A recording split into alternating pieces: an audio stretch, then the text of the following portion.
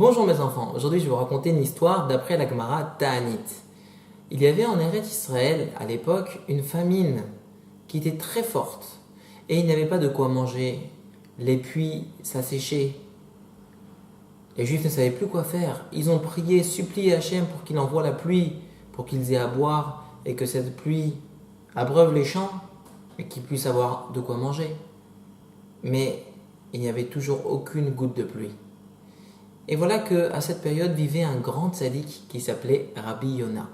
Rabbi Yona s'est dit, écoute, il n'y a rien à faire. Il faut que j'agisse, il faut que je prie à Kadosh Baruch Hu, et par le mérite de la prière, Bezrat Hashem, il y aura de la pluie pour le Ham Israël. Alors à moi d'agir. Rabbi Yona n'était pas connu du peuple. Il agissait dans la plus grande discrétion, en secret. Lorsqu'il faisait des mitzvot, en secret.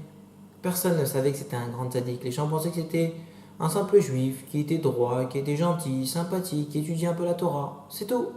Mais en réalité, c'était un grand tzaddik. Et voilà que Rabbi Yona a dit à sa femme, écoute ma femme, je pars maintenant. Il a pris son panier et il a dit, je vais aller maintenant aller chercher du blé. Peut-être que je vais en trouver dans les marchés. Alors sa femme l'a béni, qu'Hachem soit avec toi, que tu reviennes avec du blé. Voilà qu'il sort et en fait, il s'oriente vers les montagnes. Et il trouve un coin désert dans la montagne. Et il se met dans le petit creux à côté du rocher. Et il lève les yeux vers la Kadosh Baruch Hu. Il dit, Hachem, je t'en supplie, envoie la pluie pour le Ham Israël. On a besoin de pluie. On a besoin de pluie, s'il te plaît, Hachem. Et par miracle, il a commencé à pleuvoir à torrent. Des grosses gouttes. Et il a plu. Il a attendu que la pluie cesse.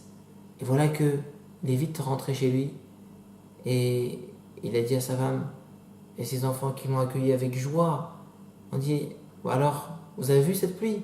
Évidemment qu'on a vu cette pluie. Quelle pluie! Tout le monde, tout le peuple est heureux.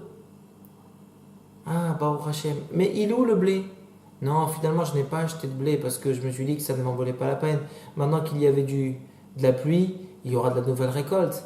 Et donc, les vendeurs au marché vendront leur ancienne récolte à bas prix.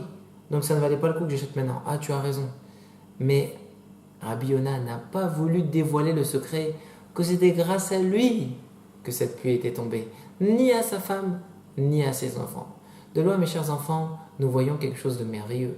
C'est qu'on sait que quand il y a papa et maman qui sont à côté de nous, quand il y a tonton et tata qui nous regardent, et la famille, papi et mamie qui nous regardent, eh bien, on est poussé à faire les mitzvot, on est content de bien les servir, de montrer qu'on se comporte bien, qu'on met les téfilines, etc. Mais lorsque papa et maman ne sont pas là, et personne ne regarde, eh bien, il faut savoir que la mitzvah, elle est encore plus grande. Alors, à nous de jouer, mes chers enfants, et à très bientôt.